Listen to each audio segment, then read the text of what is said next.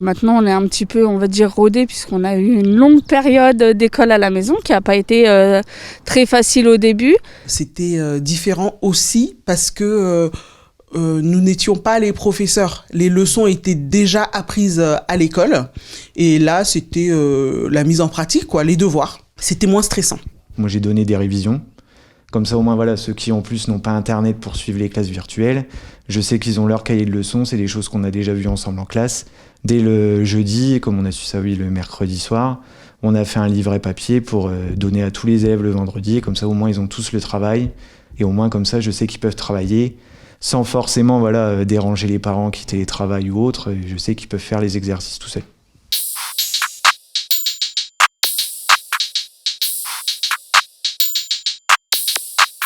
Ça fonctionne. Et en fait, le réseau Internet est très mauvais puisque beaucoup essayent de se connecter pour faire tous de la visioconférence. Et malheureusement, je pense qu'au niveau du débit Internet, ça ne fonctionne pas. Au début, on s'était mis sur la classe virtuelle de l'ENT, sauf qu'au final, l'ENT n'était pas accessible. Donc au final, on a trouvé une autre solution. On a été sur le CNED. Ils étaient 15 connectés, plus moi. Donc ça fonctionne très bien. Quand on est en visio, on prend le livret, ils prennent leur livret papier. Moi, j'ai la version numérique que je leur mets sur l'écran.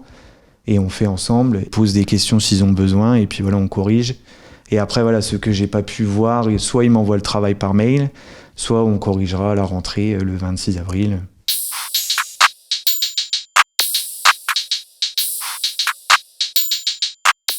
Je pense qu'il faut avoir un rythme chaque jour. Il faut pas. Moi, là, cette semaine, mes enfants se sont levés.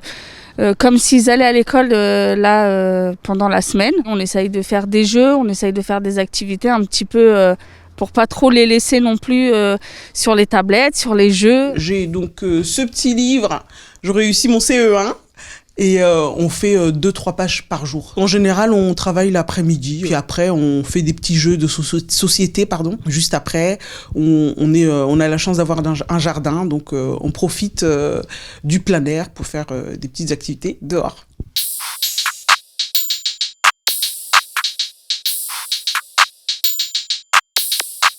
Il y a l'école à la maison, mais il y a aussi la vie à la maison et il faut courir entre la machine, la nourriture.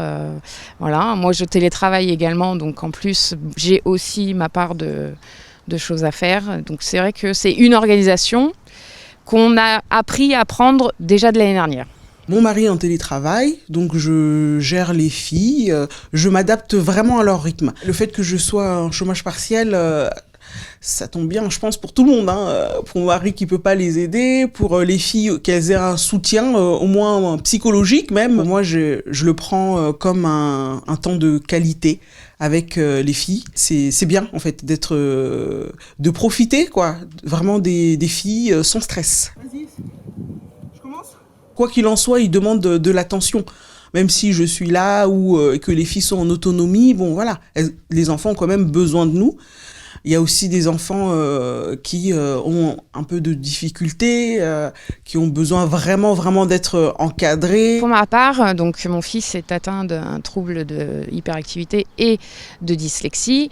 Donc c'est vraiment très compliqué parce qu'il a un problème de concentration. Donc on doit faire vraiment des travaux sur 5 minutes, pas plus. Mais on trouve avec la maîtresse de mon fils différents moyens et outils de le faire travailler sans qu'il s'aperçoive qu'il travaille. Nous, on dit que c'est pas facile pour nous, mais pour les enfants, c'est aussi difficile.